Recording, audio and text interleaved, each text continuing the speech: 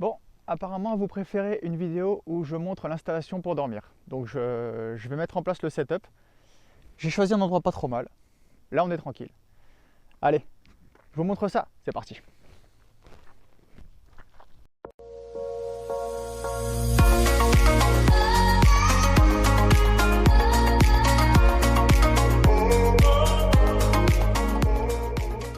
Ça va se passer en plusieurs étapes par ordre chronologique. Il faut d'abord que j'ouvre le coffre avant, le coffre arrière et que je rabatte les sièges arrière. Je te montre ça. Donc évidemment, dans le coffre avant, il y a les deux parties du matelas, qui est en trois parties. Et la troisième partie est ici. Voilà. Donc, alors en fait, ce que je fais avant de rabattre le siège, c'est que tu vois, pour que ce soit plus discret, j'ai mis une serviette noire ici. Comme ça. Voilà. Et la serviette va venir ici sur les ceintures pour protéger. Voilà. Et ensuite, les sièges, je vais les rabattre comme ça. Et voilà. Voilà, là, la première étape est terminée. Tu vois, ça, c'est un tiers du matelas qui est en trois parties. Mais tu vas voir, avec la suite, c'est facile. Alors, bon, là, je suis obligé d'enlever le câble. D'habitude, je branche la voiture avant. Voilà. Ça, c'est le pare-soleil pour le pare-brise. J'en ai pas forcément besoin tout de suite. Voilà. Et ici, sous ce plaid, il y a... Voilà. Là, il y a deux autres parties du matelas. De toute façon, regarde, avec les sangles, tu vas voir. Et hop. On enlève aussi celle-là. Si j'y arrive. Voilà. Et là, on a... C'est pas marrant de faire ça à une seule main. D'habitude, quand je fais ça, j'ai les deux mains. Mais là, comme je filme avec une main, voilà. Donc ces parties-là vont se retrouver dans le coffre. Voilà. Comme ça. Attends, hein, je change d'angle. Voilà. Et maintenant, tu vois, une partie ici. Et l'autre partie, alors ça c'est le duvet qui sert de couverture. On va le mettre là pour l'instant. Et ça c'est le coussin, enfin un des coussins du moins. Voilà. Tout mettre ici. Et d'ailleurs j'ai oublié quelque chose, c'est d'aller dans le sous-coffre pour prendre le coussin et le plaid. Voilà, là on a tout le matériel, il n'y a plus qu'à l'installer. Voilà. Et en fait, vu qu'il est en trois parties, et ben chaque partie doit aller à sa place. Donc, ça, tu vois, ça c'est une partie qui est dure, comme ça. Tu vois, ça va, ça c'est la tête. Donc, encore d'habitude quand je fais ça, il est fermé. Donc ça va ici. Voilà. Ça, je pense que c'est la partie du milieu. Si c'est la partie qui est molle, c'est que ça va à la fin. Voilà, comme ça. Ah, attends, je vais relever un peu le trépied pour que tu puisses mieux voir. Voilà. Ah, putain, maintenant il va se casser la gueule. C'est bon? C'est bon. Ok. Alors attends, ça par contre, ça va gêner. Hop. Hop. Et voilà. Et du coup, voilà. Et ça se déplie comme ça. De toute façon, c'est sur mesure pour la Tesla. Donc, il n'y a pas de problème. Et voilà. Est-ce qu'on voit bien? Ouais, on a l'air de bien voir. Ok.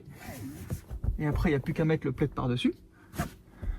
Attends, hein, je vais le faire en plusieurs séquences. Et quand c'est terminé, tu vois, c'est comme ça. Donc ça, c'est ce qui sert de coussin.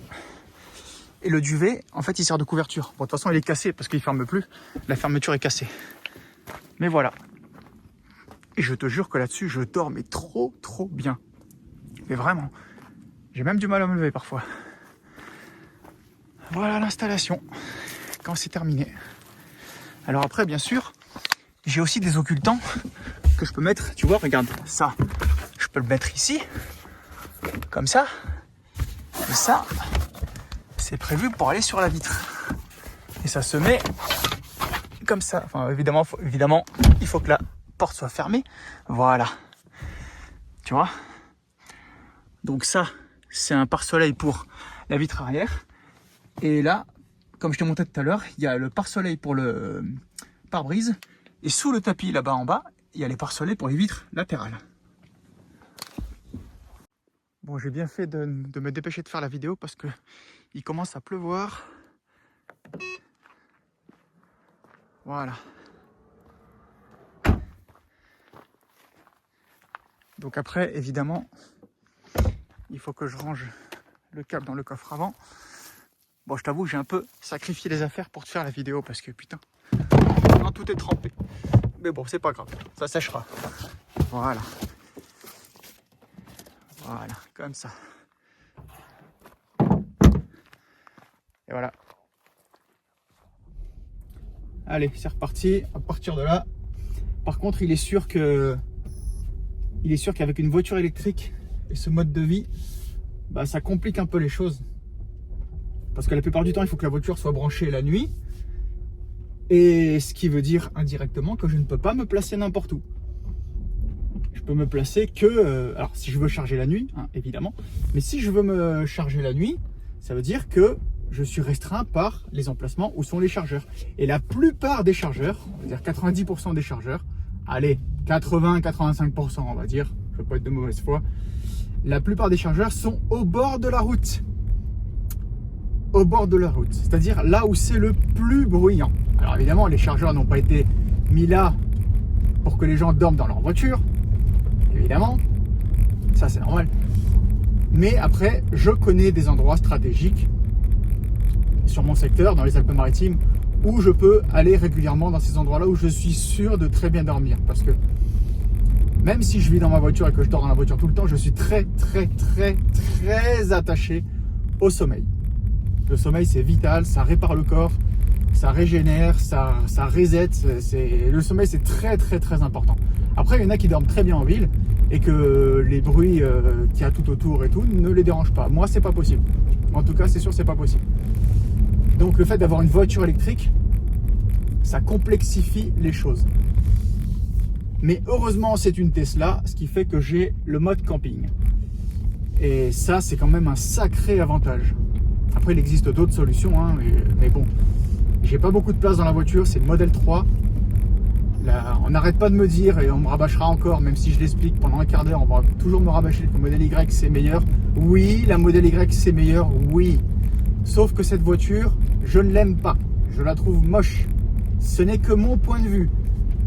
Tous ceux qui me disent que la modèle Y, elle est mieux, ils ont raison. Ils ont raison, oui, elle est mieux. Sauf que je l'aime pas. Je l'ai essayé, même en sachant que je l'aime pas, je peux pas. C'est pas possible. Donc je me débrouille très bien avec celle-là. Je la trouve beaucoup plus jolie, certes moins pratique. Et j'ai pas toujours vécu dans la Tesla. Quand j'ai commencé à vivre de cette manière-là fin 2022, c'était pas une Tesla que j'avais. Donc je savais très bien dans quoi je m'embarquais quand je suis arrivé à ce mode de vie avec la Tesla. Voilà. Tiens, mais il est pas mal ce spot là.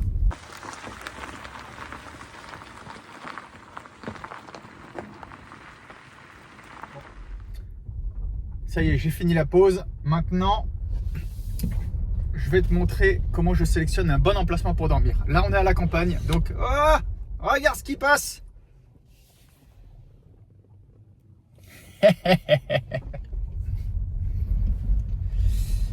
Bon, allez.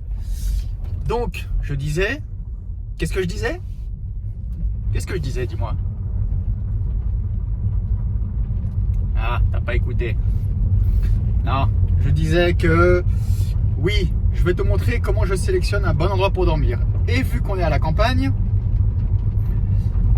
je vais partir du principe qu'il n'y a pas de prise électrique et que cette nuit, la voiture ne sera pas branchée. Et il ne faut pas oublier que une voiture électrique consomme de l'énergie, même à l'arrêt. Surtout avec le mode camping ou le mode sentinelle. Le mode sentinelle consomme un petit peu d'énergie. Alors le mode sentinelle, je le désactive la nuit. Et comment dire, j'active le mode camping pour ne pas avoir froid, surtout quand je suis dans les hauteurs comme ça. Le mode camping va consommer, on va dire, allez, si je veux être complètement transparent, vraiment très objectif dans cette description, et que je veux montrer la réalité des choses, enfin dire la réalité des choses, je vais partir du principe que dans un cas extrême, c'est-à-dire dans un cas où il fait 0 degré dehors et où je veux que dans la voiture il fasse 20 degrés, je vais avoir une consommation qui va approximativement être de 15% de perte de batterie. Et sur une nuit, putain, le trépied, voilà, il est tombé, bah voilà. Sur une nuit complète avec le mode sentinelle, je pense que sans le mode camping, le mode sentinelle prend peut-être par nuit, allez, 7-8%, ça consomme un petit peu le mode sentinelle quand même. Donc voilà, allez, je vais chercher un spot. Alors je connais un petit peu le secteur, mais ça ne m'empêchera pas de te montrer comment je sélectionne un bon emplacement pour être sûr à 100% de bien dormir. Ce qui ne sera pas très difficile à la campagne. Voilà, un emplacement typiquement inadéquat pour passer la nuit. Surtout pas. Vous êtes beaucoup trop proche de la route. Là, vous êtes en train de dormir tranquillement et vous êtes à une moto du réveil. Donc, pas ici. Là, je me lasserai jamais de conduire sur des routes comme ça. Alors, là, on va tourner à droite. Et je connais quelques coins sympas que je vais te montrer. Voilà, on va tourner ici. Alors là, c'est pas mal. Bon, je sais que la voiture est basse, mais là, ici, potentiellement, c'est pas trop mal. Quand même faire attention où je mets les roues. Alors, il faut que je sorte pour mieux te montrer. Regarde, la voiture, elle est là. Et du coup, en fait, tu vois, si on continue ici, alors la route que j'ai prise sur la droite, elle est là-bas. Mais bon, en principe, c'est pas une route où, vu qu'il y a beaucoup de maisons et tout, c'est pas une route où les gens vont rouler vite. Et tu vois, là, ça peut être pas mal. Là, clairement, pour déballer le spot, la table et tout, là, c'est pas mal. Je vais quand même placer la voiture pour te montrer ce que ça donne.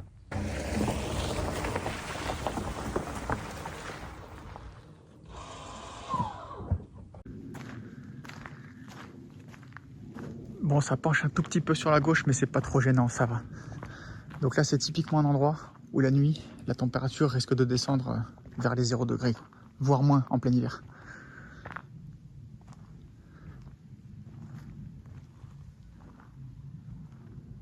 Pour complexifier les choses, on va partir du principe qu'ici, il y a plein de monde, qu'il y a des vannes, des camping-cars, il y a plein de... on est en plein été, il y a plein de monde.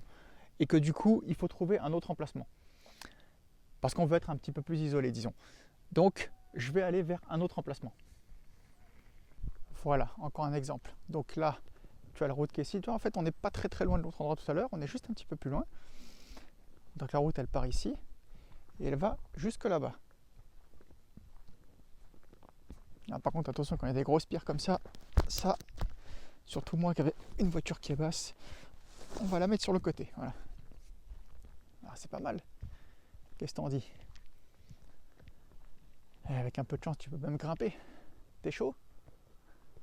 Bon, on va encore compliquer les choses. On va encore partir du principe qu'il y a beaucoup de monde qui s'est garé ici. Surtout qu'en plus, regarde, c'est plat. C'est pas très haut. Il n'y a pas de dénivelé. Alors si une Tesla peut passer, bah, des vannes, forcément, sans problème. Voilà. Après, bien sûr, je triche. Je connais cet endroit par cœur. Sauf qu'il a bien fallu une première fois pour découvrir tous ces endroits. Donc ça ne change rien, en fait. Je vais te montrer, comme si je découvrais, les endroits qui, selon moi, sont bien pour passer la nuit, tranquille avec un van, même une voiture. Une simple voiture, tu peux l'aménager avec plein de moyens, il y a plein de solutions. Après, pour le froid, ça c'est une autre histoire. Il existe du matériel adapté et tout, mais bon, c'est pas le sujet de la vidéo. Donc, on va partir du principe qu'ici, il y a beaucoup de monde. Et on va encore essayer de trouver un autre endroit, plat, dans l'obscurité, un peu dans les bois si possible, pour passer la nuit. Et on est reparti.